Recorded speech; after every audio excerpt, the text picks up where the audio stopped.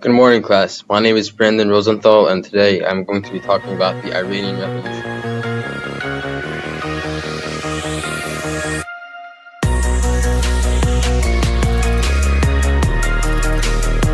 The Iranian Revolution took place from 1978 through 1979. Some factors leading to the revolution include political disruption, modernization, economic concerns, and religious disagreement between the Shah and the citizens of Iran.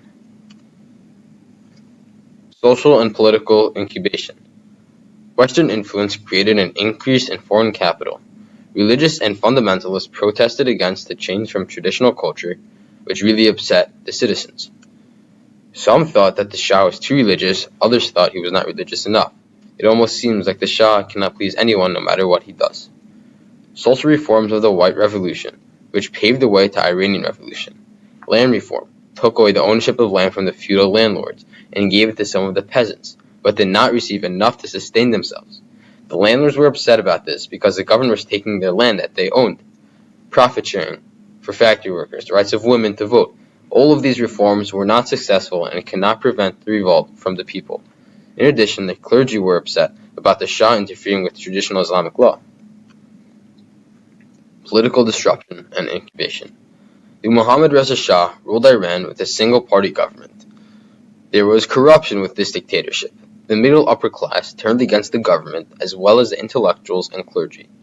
Due to corruption, an organization called Savak was founded. Many political activists who stood up to the Shah were executed by the Savak. Economic concerns and incubation. Modernization and industrialization affected the economy too rapidly. The middle class was not as influential anymore, due to some of the peasant class gaining more influence and the lower peasant class developed. Due to the price of oil rising quickly, inflation occurred. Inflation is a general rise in prices. Then the economy reversed and a recession occurred. The poor, the intellectuals, secularists, liberals, Shia Islamists, fundamentalists were the main people fueling the revolution. Corruption increased due to more people moving from the rural to urban areas for health, benefits, and education. This caused housing shortages. The Shah brought in foreign workers, causing resentment. The Shah did not develop agricultural sector, which also caused resentment.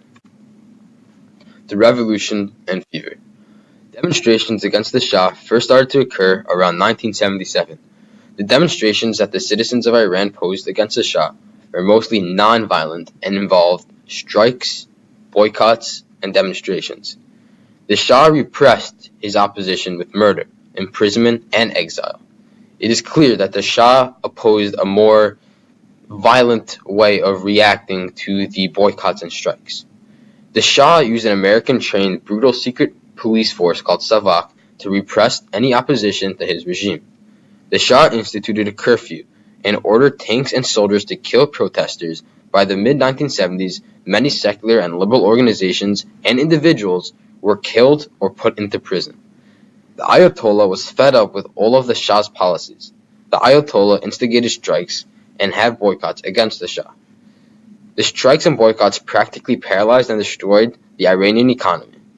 After the Shah left, the Ayatollah became the new leader. The crisis and post-revolution. After the Iranian Revolution, demonstrations and protests continued. The Iranian economy was basically collapsed after the revolution. The Shah escaped Iran and went into exile in 1979. He died in 1980 of cancer in the United States of America. In 1979, the Ayatollah returned to Iran and established the Shiite fundamentalist Islamic government, which is a more radical way of the Shah. He condemns westernization and the Shah. He became the leader of Iran for life. He was just as ruthless as the Shah and killed thousands of political dissidents. He died in 1989. Democratization began in the 1990s with a free election. In 1997, a new leader in which Mohammad Khatami became president.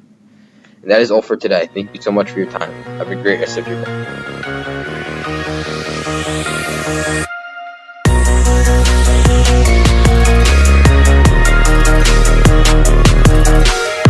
We're dreaming on and on, we're dreaming on and on.